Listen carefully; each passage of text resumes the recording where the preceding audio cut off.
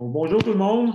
Merci beaucoup d'être présent ce matin à cette troisième rencontre de 4 sur le thème de la décolonisation des musées, organisée par le CELAT et l'Institut du patrimoine culturel, l'IPAC, dirigé par mon collègue Laurier Turgeon, qui est ici présent là, en direct de Paris. Mon nom est Jean-François Gauvin et je suis directeur du CELAT. Cette série de conférences se déroule dans le cadre d'un projet de subvention sur la gouvernance des musées, un projet dirigé par Laurier Turgeon, Habib Saïdi, Yves Bergeron et moi-même. La série conférence cette année fait suite à celle de l'an dernier sur la gouvernance et la COVID. Pour cette année, nous avons pensé qu'il serait important d'aborder la question de la décolonisation des musées d'un point de vue international en sollicitant l'expertise de chercheurs qui s'y consacrent depuis longtemps. Donc, dans le cadre de cette troisième conférence de 4, il me fait donc un très grand plaisir de vous présenter le professeur Dan Hicks, qui est professeur d'archéologie contemporaine à l'École d'archéologie de l'Université d'Oxford en Angleterre. Il est aussi Curator of World Archaeology au Pitt Rivers Museum et un fellow du St. Cross College. Spécialiste de la culture matérielle et visuelle en archéologie et en anthropologie, d'un passé lointain à notre ère numérique, ses recherches et son enseignement sont plus récents, portent avant tout sur l'héritage africain dans les collections euro-américaines et les défis de la restitution. En lien avec ce thème, il étudie l'histoire des musées, la mémoire des empires incrustés dans l'environnement bâti et travaille à une biographie du général Augustus Pitt Rivers. Auteur de nombreux livres et articles scientifiques, il publie régulièrement dans des revues à grand tirage, telles que le The Economist, The Guardian, The Telegraph et The Independent. Il est récipiendaire de nombreux prix et distinctions, entre autres le Rivers Memorial Medal du Royal Anthropological Institute en 2017. Le titre de sa conférence aujourd'hui est Reflections Around the Brutish Museums, qui est son livre qui est paru en 2020 et qui a reçu une couverture mondiale. Professor Hicks, it is a real privilege and delight for us to welcome you virtually to Quebec City to discuss such an important issue as the restitution of our African heritage preserved in museum collections across Europe and America. The floor is yours. Okay, wonderful. Thank you so much for this invitation and for the kind introduction. It's absolutely wonderful to be here. I'm going to try to share my screen. And hopefully you'll be able to see the PowerPoint okay. Absolutely fantastic to see the thumbs up and the nods. Thank you so much. So I'm going to talk for 35 to 40 minutes, I guess, or so that we allow enough time to have a conversation, because I think that is such an important part of where we are in terms of how fast things are moving around the questions that are raised by restitution. I mean, the book has been out now for 2 years, almost exactly to the day. There's an updated introduction in the paperback edition from about a year ago. But if I were to write something now, it would be different again in terms of, where we've gone and where the challenges are and where I think opportunities sort of lie. And so maybe that could frame some of the conversation that we have afterwards. This really can't only be about returning the Benin bronzes, even though, of course, the return of the Benin bronzes is the necessary but insufficient first step to addressing what in the book I describe as the white infrastructure, as the cultural whiteness that found its way into museums in the period in which they were co-opted for the purposes of cultural supremacy at the height of empire in between the 1870s and the 1930s. But I want to start really by having a think about that word that featured in the introduction that we just heard. It's a word that we hear a lot about. It's a word that maybe has a different sense here in Oxford, where I am at this moment, where I am not speaking to you from stolen land, I am, I guess, to some degree, speaking to you from a country that made significant sums of money out of stolen human bodies in the transatlantic slave trade, but where instead we face, I think, this third issue, which is that over stolen art. So the decolonization word, I think, where we could imagine that at the outset of a lecture, we might not have a land acknowledgement, but a kind of art acknowledgement to think about objects here. But let's think about the decolonial and what that word is doing. We could reach back to Tuck and Yang, that observation from a North American perspective that decolonization is not a metaphor. We could reach back earlier in the literature to Audre Lorde's important argument that the master's tools will never dismantle the master's house. For me, in writing this book, it was going back a little earlier to Césaire and to Fanon, interestingly to the Francophone literature, to see not only decolonization as a period of time in the 1960s, in the post-war period, but also what Fanon describes as the decolonization of the mind. And I think from Fanon, from that, I think, very familiar, but also often overlooked literature from Césaire and Fanon, we have that sense that what we're talking about here is knowledge, as well as simply objects in museums or museum displays. We're talking about the theft of knowledge as well as the theft of art. We're talking about consciousness. We're talking about thought.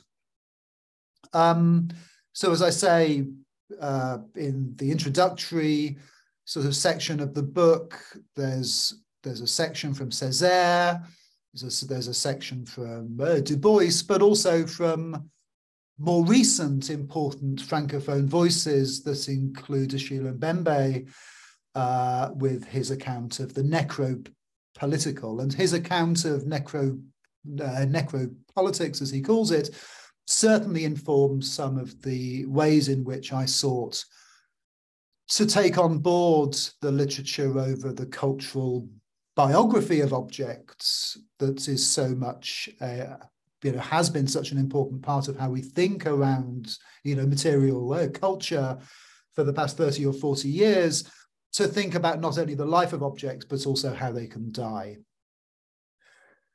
I think when thinking about the decolonial, it's hard not to reference this important piece by my colleague Samaya Kasim from 2017, her reflection, which you can read online on the Media Diversified website, where she reflects upon her involvement in a supposedly anti-colonial or a decolonial exhibit in Birmingham in the UK.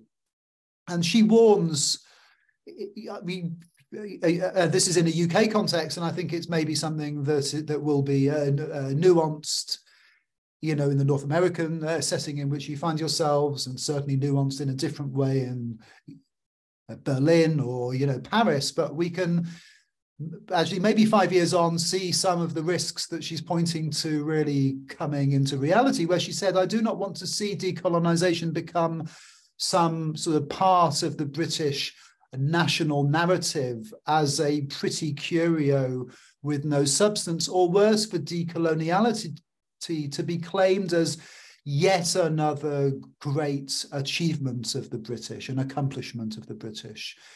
So we achieved the railways, we might add, often I think in the history of this, abolition and emancipation are often described as somehow victories for the British, and then 2 world wars and 1 World Cup. And then the decolonial is something else that somehow as a national narrative we can sort of own. How do we see the decolonial as something different? How do we do that from where we write from? And of course, I'm writing very much from a certain location in this book. For those who can't imagine it, I'm I'm speaking to you about a mile away from this immense space that was made in 1884. And I think the situated nature of our knowledge here is incredibly important. The positionalities that we all have, of course, incredibly important. So my positionality as a white male curator at an elite institution, and here at the University of Oxford's Museum of Anthropology and World Archaeology, this vast railway station of a museum, which was founded in 1884 with the founding donation of 30,000 objects. Over the course of the subsequent 70 years or so, it enlarged to about 300,000 objects, 300,000 photographs, and unique archives of sound, as well as visual and material culture. This space is important as somewhere to speak for, I think for two reasons. One is that here in the museum, the work of the curator, of course, is in part to keep things the same. The work of the curator or the conservator is in some ways, of course, to ensure that the moths aren't eating the fabrics and that the ironwork isn't, rusting away. But sometimes, and we see this, I think, more clearly in a historic space like the Pitt Rivers, but maybe it's also the case for other museums, maybe it's also the case for our libraries, for the departments of anthropology, of art history, for the seminar rooms like this one where we talk about heritage or museums, where sometimes we've experienced a sort of a mission creep, that our role in ensuring things remain the same makes us make that mistake that our role is somehow to stop the world from changing around us. So the museum, very much as the book argues, is a technology of time. It's a technology at the heart of which is a gesture that, of course, involves a lot of hard work and sort of constant movement that makes things seem like they're not changing, like they're not moving. But what is the politics to that? What happens when we see a museum's intervention with time as being something which has a politics, which has a history, and which has mapped on in many ways to much older ways of thinking, much older prejudices, through the merchant ethnographies of the 18th century, into the birth of anthropology in the 19th century, into the reflexive turn of the later 20th century, we still have these threads of intellectual history that make us imagine that the time geography of empire operates so that the further you move away from the metropole, the further back in time you go, until you end up somewhere, whether it's New Guinea or Tasmania or certain parts of sort of South America. They're often the usual locations, or certain locations in Africa, where you're in the Stone Age. You have traveled so far, you've gone back in time. That is so much a central part of the the framing of this legacy discipline that we call anthropology, or the legacy institution, which we call our ethnological museums. But there's a second point as well as that point about the curator and conservator and time, which I want to make, and that's really just to underline how much the 90s fix for this problem, the neo-Boasian fix, the reflexive fix, the fix offered us by Jim Clifford and many others around the writing culture critique of the 90s, was to understand and write about these histories and these enduring pasts. We just need to be reflexive. We need to be self-aware. We need to state the positionality and the situatedness of our knowledge. We need to state our privilege, those of us that have it in these conversations. In practice, what that work has done, that reflexive work of the past 30 years, is it has taken people who present as I do in this space out of the frame and then reintroduced them. Still the same old white guys, still the same old patriarchal, extractivist, carceral capitalist space of the museum, just with maybe a bit more sensitivity, right? A bit more self-awareness. That mode of the reflexive is really over. It's failed. And that's why, as the book argues, the central role we now have to play is to look not just about how to be aware of these histories, but to dismantle the infrastructures of cultural whiteness as they were built at the height of empire, not just to talk about what we give back, but to talk about what we give up. So in the Pitt Rivers, this is a typological museum. It's a museum that's organized by the type of objects. And the foundational document that Augustus Pitt Rivers wrote in 1875, in a series of lectures that he gave, he called the evolution of culture. And here is the diagram that really sums up that idea as he drew it. All of these objects are from a single culture. They're from Aboriginal Australia. All of these objects are real objects that we can identify in the Pitt Rivers collection. At that point, he had only just put them on display in the first displays he made of the museum objects that he collected in East London in the Bethnal Green Museum. And each of these objects he's arranged from the middle outwards in terms of an imagined sequence, a sort of a chronological sequence, or what he called a series. The only object that isn't a real object is the one right in the middle, which is a hypothetical wooden stick. And in many ways, this is, it's a diagram that talks about the evolution of the wooden stick into different forms of weaponry. You've got the shields moving out to the right-hand side, the lances at the bottom, the boomerangs on the left, and so forth. And he had no evidence. I mean, all these objects are things that he acquired in London. He wasn't the sort of, he never went to Australia. He wasn't a field collector in that sense, at least with his sort of ethnological objects. He was, of course, an archaeological field worker and a very significant one in terms of the history of the discipline.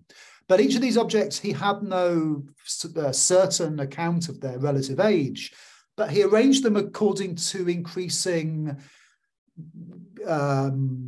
forms that worked better. In many ways, this is simply a very straightforward Victorian improvement narrative, that weapons improve over time, inspired by his time in the 1850s, the early 1850s, where he was working as a young man to oversee the adoption of the Enfield rifle as the service instrument or the service weapon of the British Army in the years running up to the Crimean War. And his experience of war, especially at the Battle of Alma, where, of course, the Axis powers of the French and the English and Ottoman empires, eventually in the Crimean War overwhelmed the Russian Empire. These two empires, one empire falls or loses, other empires are in the ascendant in this European context that, of course, feels in the time of Ukraine to us at this moment so relevant. He saw this very much as the difference between the armies was actually a very small difference in technology in between the rifle and the musket. And he seeks to generalize this in a series of lectures he gives in the 1860s and 1870s into a theory of culture.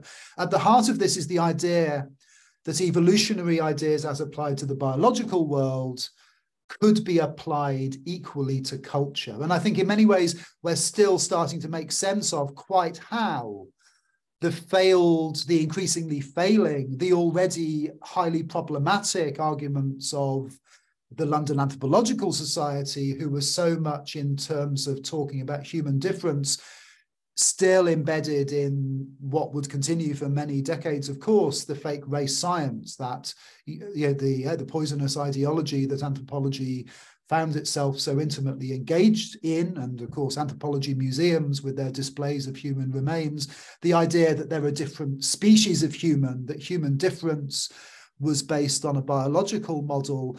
He's part of the other side of the argument in the 1850s, 1860s in London and elsewhere in Europe, whereby human difference is argued in terms of a single human species, but the differences are cultural. The differences are about the histories of, material culture. This is a form then of sort of relativism which we would embrace because of its adoption of a model of a single idea of humanity, but it's equally a very pernicious argument, as the Caribbean writer and theorist Sylvia Wynter has argued in her account of what she calls a liberal monohumanism, that account of a single humanity was always based upon a model of the human that was very much a Eurocentric, a very patriarchal, a very white, a very, Northern Hemisphere model. And for Pitt Rivers, really, human superiority is written through culture. The differences between cultures and the superiority of a weapon above another becomes the model for how he talks more generally about material culture. And I think, as well as being simply then a model for, if you like, as I've said, a fairly conventional model of improvement, such as we would see in other Victorian writers, fundamentally, we have a theory of the museum, a theory of material culture that's based on violence, that's based on the weapon. And it was that realization, in some ways, that I sought in the book to join the dots with when it comes to the question of the contemporary nature of the museum. And in 2015, which was a very important moment for me in the formulation of this text, the Roads Must Fall Oxford movement, as it was just getting really sort of underway here in Oxford, sent a social media message that was incredibly, for me as a curator, an incredibly important and a shocking moment. And so the tweet read, "The Pitt Rivers Museum is one of the most violent spaces in Oxford." Now, back in 2015, we at the Pitt Rivers, I've been there since, at that point, I've been there 8 years. I've now been there almost 16. And, we felt pretty good about ourselves on these questions at that time. We had restituted objects to First Nations, to Native American groups, to Aboriginal Australia, to New Zealand, to Maori claimants. We had returned ancestral human remains.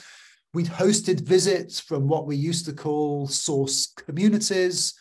We'd even hosted a potlatch on the anthropology lawn to talk about the Haida collections in the museum. Suddenly, here was an African-led movement, a South African and a Zimbabwean movement, that said this museum was violent. And of course, understanding that movement, understanding the protests that were not only outside the Rhodes Memorial in Oxford, but were outside my museum where I work, outside my workplace, had to be I think at that point to seek, and those around me had to seek, to try to understand what this was all about, what was the protest. And I think it helps them to frame the conversations over restitution in this way, because the fallism movement and the restitution movement are long-standing African-led movements that have a deep history that runs back to, in terms of fallism, to Algeria in the 1960s. In terms of restitution, it runs back to the earliest returns being made to Nigeria as early as the 1930s. But in 2015, something really distinctive was happening. What was happening at that time was that there was an intergenerational moment where students at the University of Cape Town were 18 or 19 years old. They were born after the end of apartheid in 1994, and yet they continued to experience institutional racism and a white curriculum and every form of harassment, from microaggressions to violence. At the heart of this academy, in which all these things were happening, was a big monument to Cecil John Rhodes, who, of course, named Rhodesia after himself, the diamond miner, the mass murderer, the man who funded in Oxford the Rhodes Trust. Intellectually, though, in many ways, arguably the founder of the ideology of the colour line that evolved into apartheid over the course of the 20th century.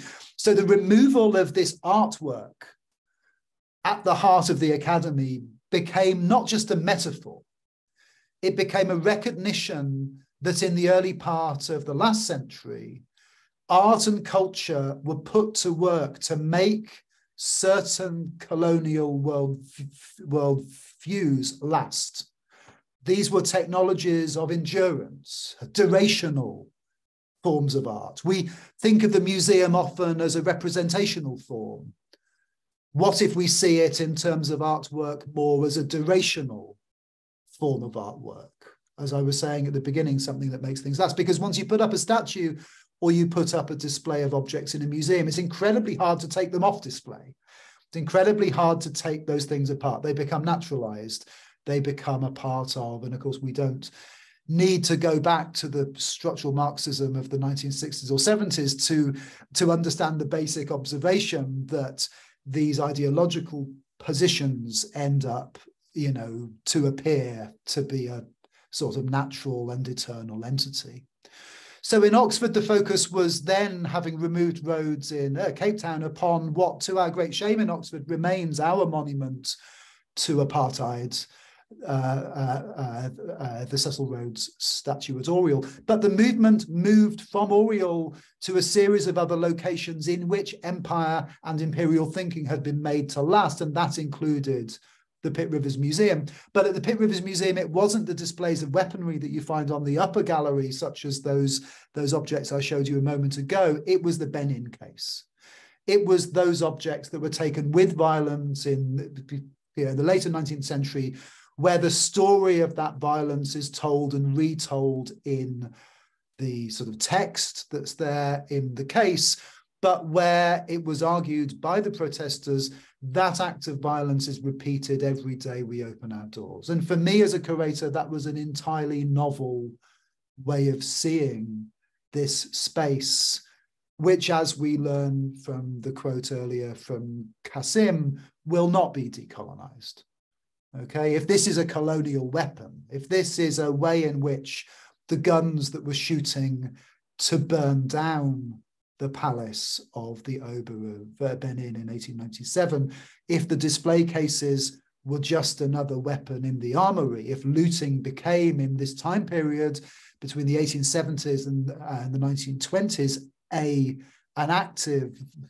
tactic of war that sought to do three things, that sought to make a claim to sovereignty, because these were royal objects, that sought to make a long-term destruction of traditional religion, because these are religious objects taken from altars that not only represent, but also actually, constitute ongoing ancestral presences. But thirdly, and I think most significantly maybe for this conversation, to seek to undertake an enduring sort of a cultural dispossession, to create a ground zero in which the 500-year tradition of artwork, the long-standing, the cities and the urban civilizations that had flourished over the previous sort of 1,000 years or so in these areas of West Africa, suddenly were being one by one destroyed by the French and the British and other imperial forces, and were being, within weeks, these objects were being taken and displayed in London and Berlin and Oxford And in the British Museum, they were displayed within weeks in the Assyrian saloon. They were put on display alongside objects from ancient Egypt and from the Bronze Age of Southwest Asia. And so the message was absolutely clear. The rhetoric was very obvious. We have blown your culture back into the Bronze Age. This is a dead culture.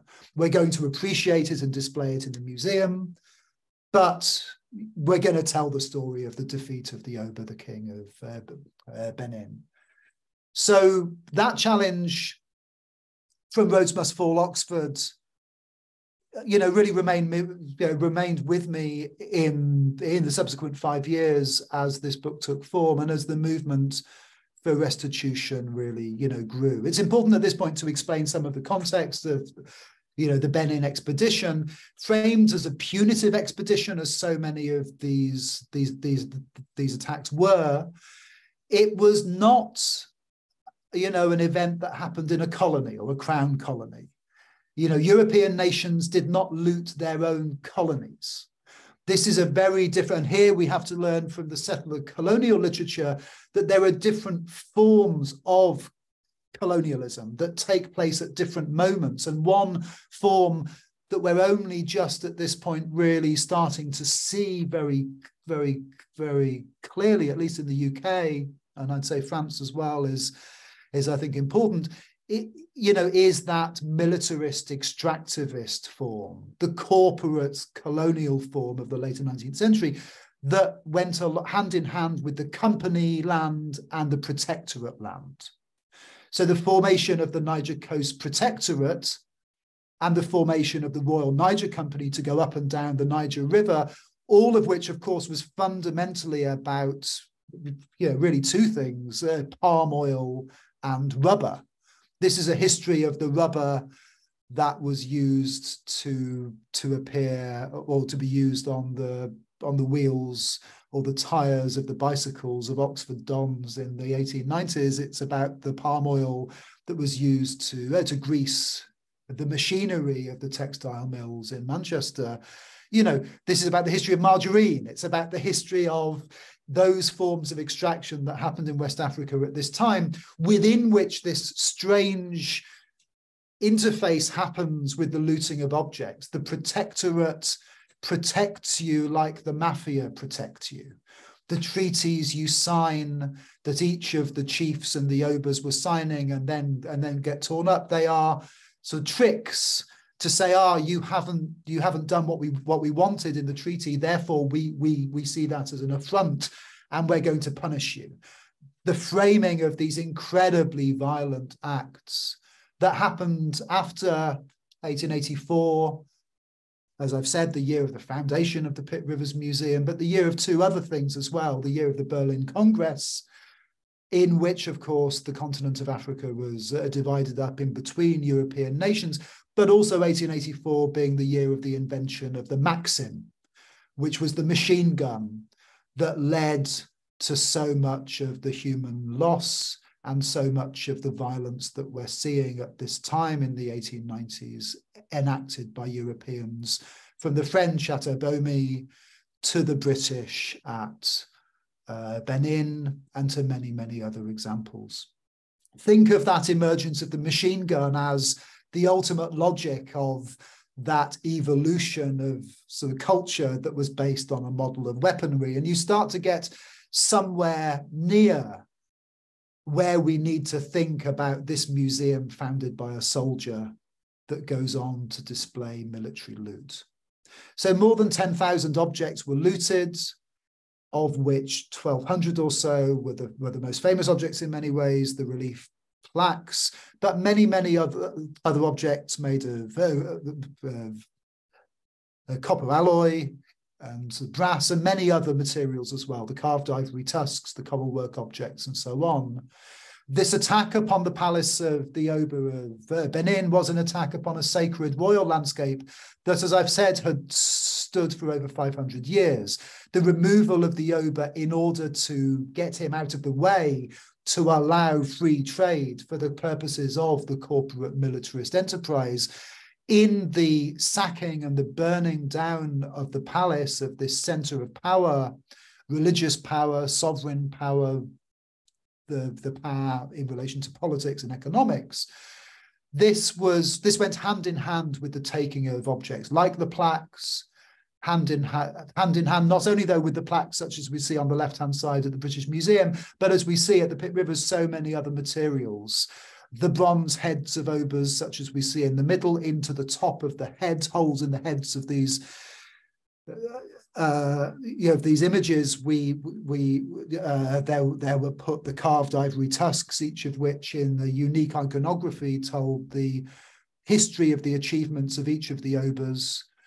The other sculptures in the form of the hornblowers or the leopards and so on. The many examples of other objects made out of carved ivory, most famously the hip ornaments in the form of the Queen Mother Idia, but so many other works in sort of coral work and so on. Here's a very rare photograph from 1891 of one of those altars 6 or 7 years before that attack was made, with the bells along the front, as you see, with the ivory tusks and so forth. I just, for a moment, I'm going to interrupt myself just to ask my kids to be a little less loud. So I'm just going to hold off for one moment, just 1 second.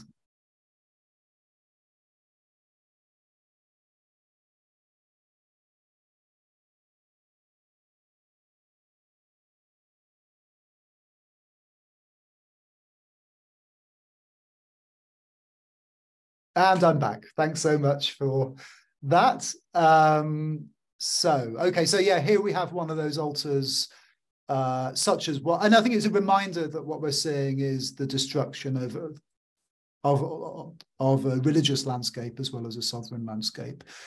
Of course, they took selfies as they were going. The photographic side of this was incredibly important, and in the book I use both in relation to ideas over duration, but also in relation to the idea of taking, the commonalities between the taking of a photograph and the taking of an artwork. Famously, we see the images like on the right-hand side of the looters who pose with their loot. Less well known are the images such as that on the left that show the mass destruction of the palace and everything that went with it. So the first objects were returned as early, as I said earlier, as 1938. Here's Ober Kenzwa II, with in the context of a return that was overseen from the British Museum of objects on long-term loan to it, the 2 coral work crowns and a coral work robe. But it was really with the 100-year anniversary of that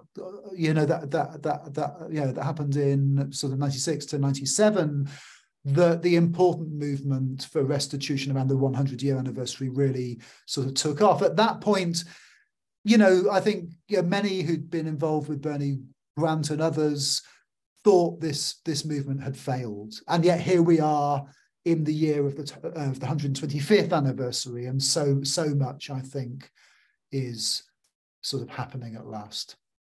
So I don't have time, and I'm sure you wouldn't really want me to go into the detail of all of the theoretical or the made-up words, all the stuff that I introduced in terms of the necrographic, in terms of the chronopolitical, in terms of my notion of Euro pessimism, the theory of taking, ideas over white projection. It's all in the book.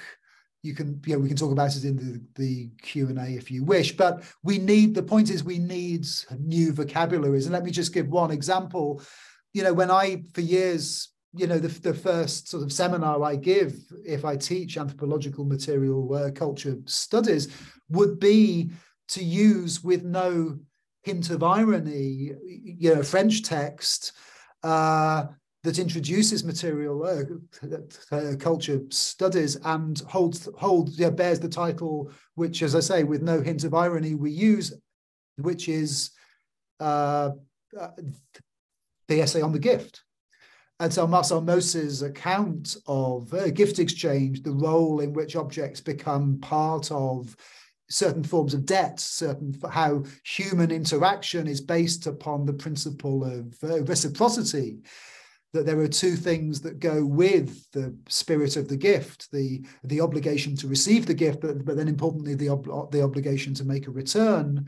What if in our anthropological, art historical, archaeological, material culture 101, we talked not about giving, but about sort of taking? What would a theory of theft look like? And I think it's at that point that we really have to underline that the intellectual work here goes hand in hand with the work of how we deconstruct these infrastructures of white, cultural whiteness, of models of sort of cultural supremacy. One important text for me in the book was, again, an online text. You can look it up if you want to read it.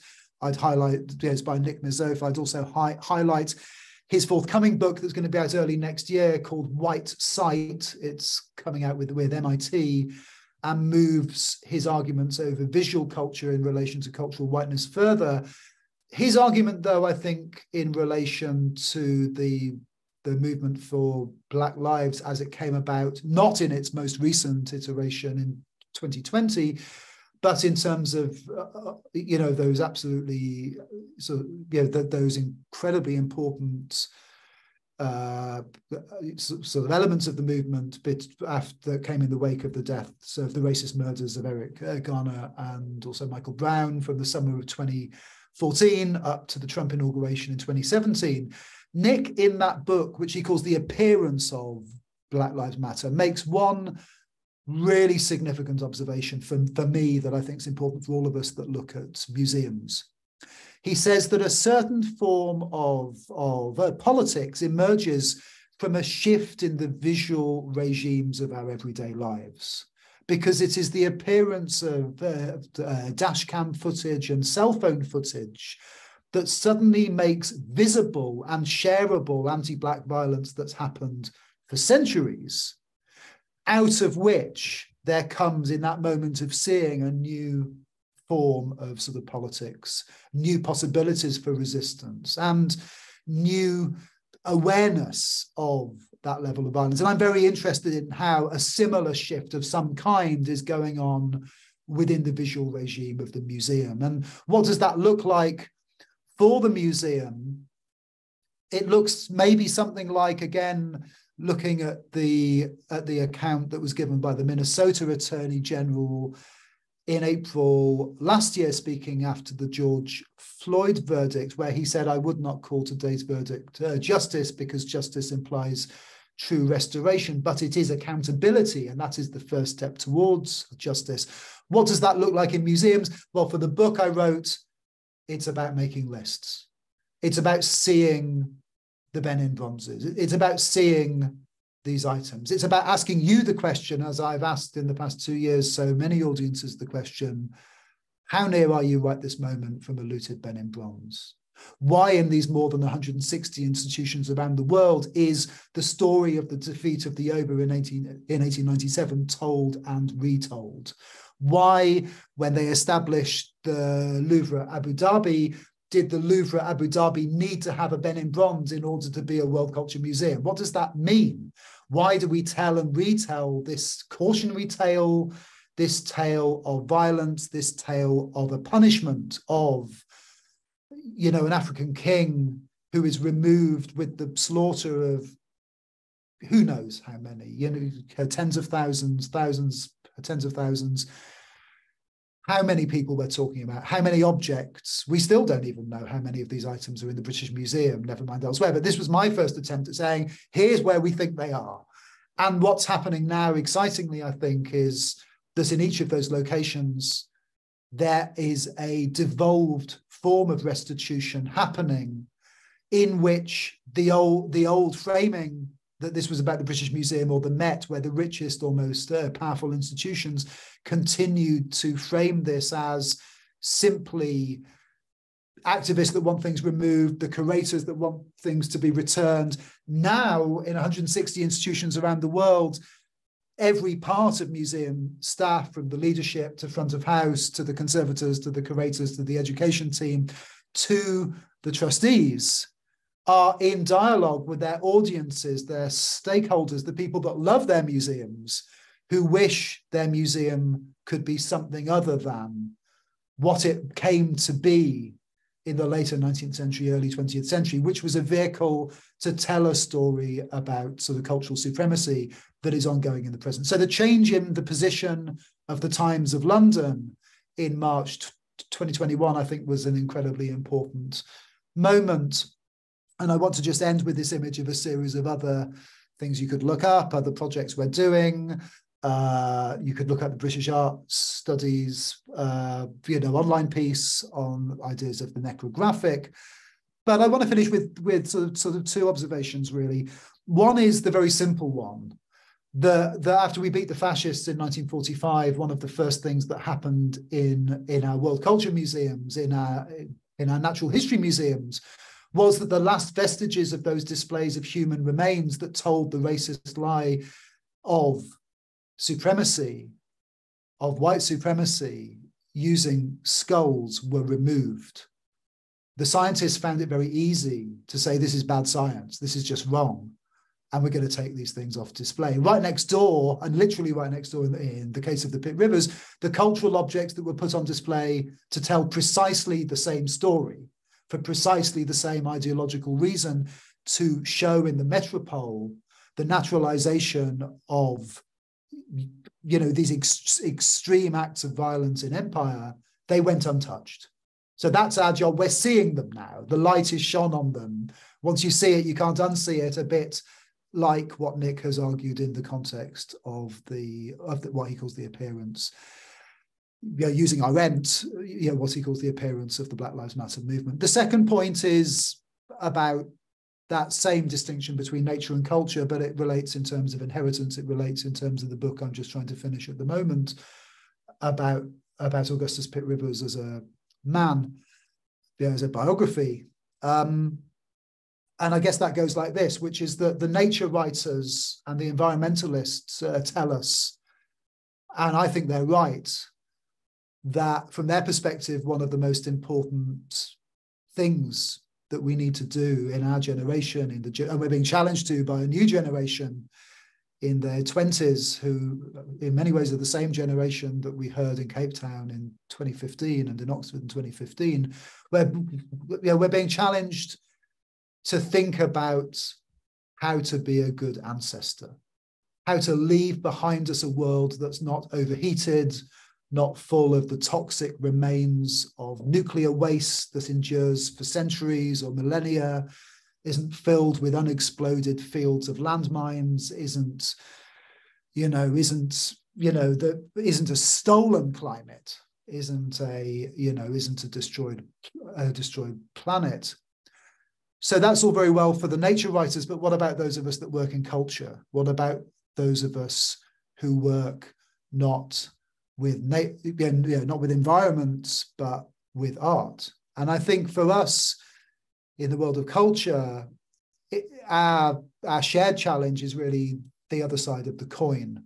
There's a rather nice phrase when we're thinking about coins that the numismatists have, where they talk about the side of the coin that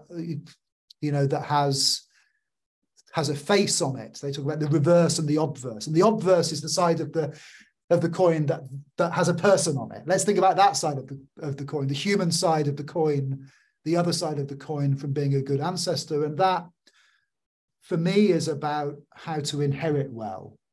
There's so much of value in the World Culture Museum. I'm so sick of hearing that restitution is an attack upon museums, that we're trying to dismantle the whole thing. We're trying to shut down the British Museum. We're trying to give it all back. This is about the careful dismantling of things that were put into these institutions, to ensure there was ongoing hurt and ongoing dispossession that were put into our institutions for the purposes of cultural supremacy. So, if in terms of environmentalism, we have to learn to be a good ancestor, in terms of culture, we need to learn how to be good descendants.